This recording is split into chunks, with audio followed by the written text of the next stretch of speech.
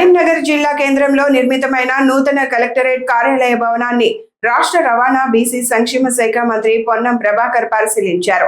ఈ నెలాఖరులో ముఖ్యమంత్రి యనుమల రేవంత్ రెడ్డి చేతుల మీదుగా భవనం ప్రారంభం కానున్న నేపథ్యంలో అధికారులు చేపట్టిన ఏర్పాట్లను సమీక్షించి పలు సూచనలు చేశారు.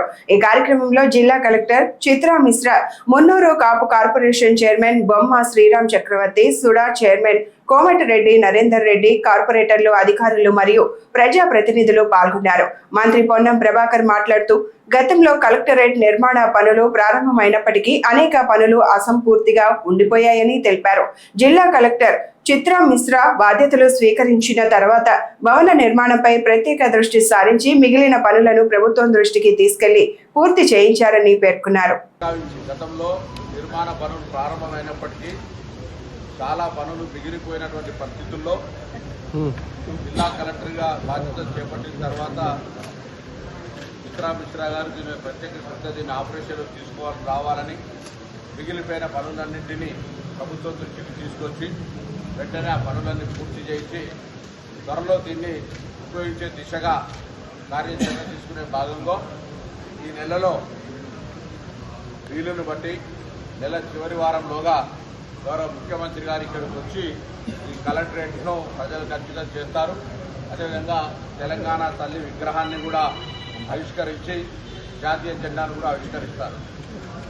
అప్పుడు ఈ జిల్లాలో కేంద్రంలో ఉన్నటువంటి తదుపరి కార్యాలయాలను కూడా, ప్రభుత్వ కార్యాలయాలను కూడా పాత భవనాన్ని ఎటువంటి డిస్టర్బ్ చేయకుండా అక్కడ కొన్ని మిగిలిపోయినటువంటి ఏదైనా సౌకర్యాలు మెరుగుపరచాలంటే మెరుగుపరిచి దాన్ని కూడా ఆ కార్యాలయాలన్నీ ఏకీకృతంగా ఇక్కడే ఉపయోగించాలనేటువంటి ఆలోచనతో ఎటువంటి దుబారా జరగదని, వాస్తవంగా ఇటువంటి కలెక్టరేట్లు కట్టే సందర్భంలో జిల్లా అధికారులకు ప్రత్యేకించి నివాస గృహాలను కూడా కట్టే ప్రణాళికలో భాగంగా ఉంది.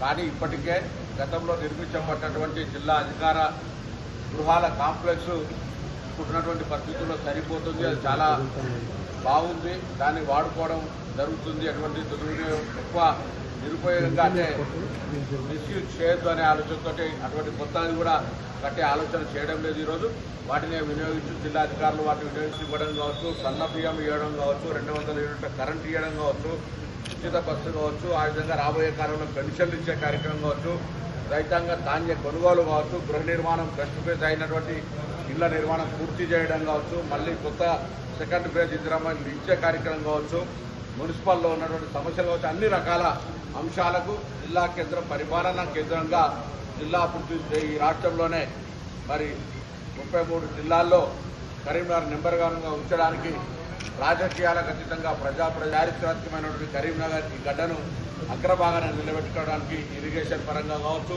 టూరిజం పరంగా కావచ్చు, లేదా ఇండస్ట్రీ పరంగా కావచ్చు, ఎడ్యుకేషన్ పరంగా కూడా శాతవాహన యూనివర్సిటీ ఉంది.